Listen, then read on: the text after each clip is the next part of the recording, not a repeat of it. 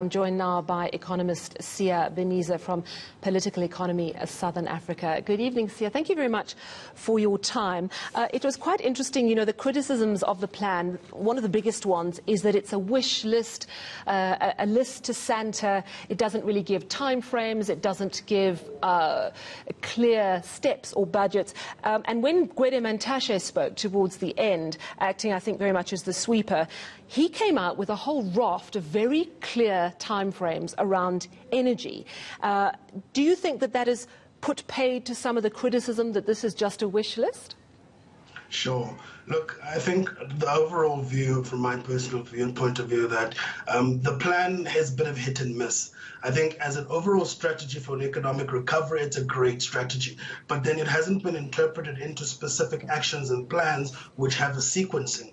And I think this is where the president has been unable to garner the kind of confidence and support for the plan as he'd hoped. Yes, Gwede Mantashe came to clarify a few points, and a couple of speakers from the ANC did.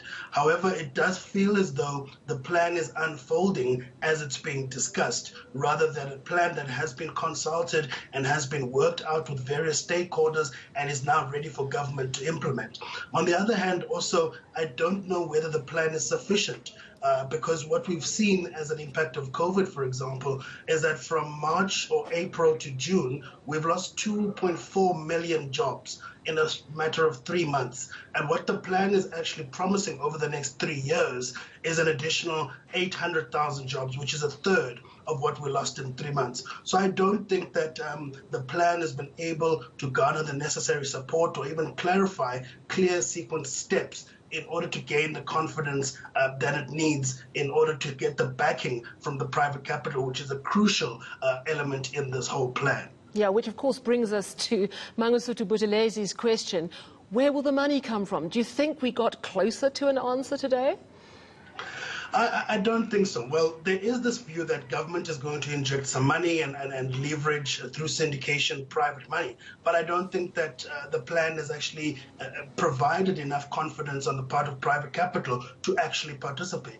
One of the chief problems is that South Africa has been on the strategy of infrastructure-led development for some time now, and it hasn't necessarily yielded the kind of economic recovery that one expects or that we planned.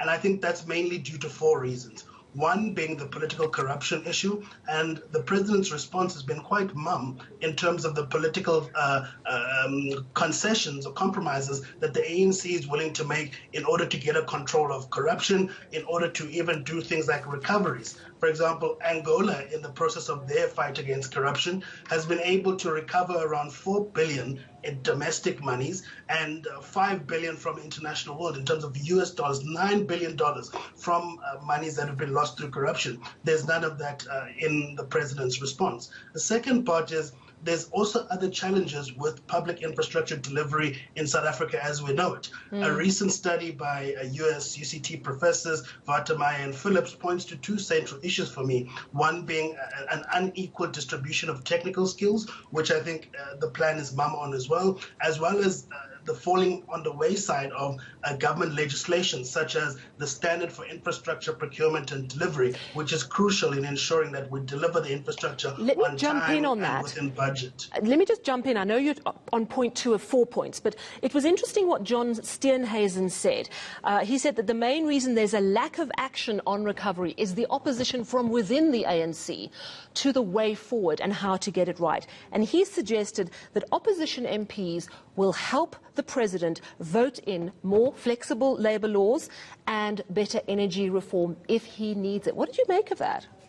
Sure. Look, I think on that side, what we're seeing is a recognition of the current challenges that the president is faced with internally within the ANC due to factionalism and, his inability to actually galvanize the ANC behind a single sort of agenda. Secondly is the view that at least the opposition side of things is willing to work with government in order to ensure that there is an implementation of a plan if government can actually provide a plan that's adequate with timelines, etc.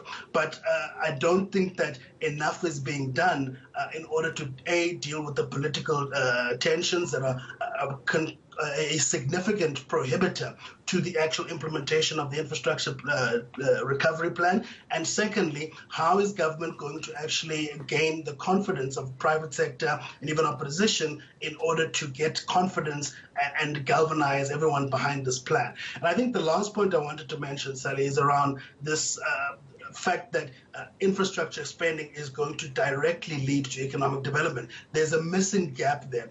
And I think the old adage from China says you cross the river by feeling the stones at the bottom of the riverbed, which means that you actually need to ensure that there's a plan for your infrastructure that is able to either reduce the barriers to entry for new business, support small and medium enterprises, support even the informal sector, which is where you've got the growth shoots. So you really want an infrastructure plan that is geared towards focusing on the economic shoots and providing support so that that becomes a stable ground for the actual economic recovery. And I think that's the missing gap between the infrastructure plan and the hopes that we have that it will reignite economic recovery. Yeah, absolutely. And I think you're pointing to the fact that it's not a straight line.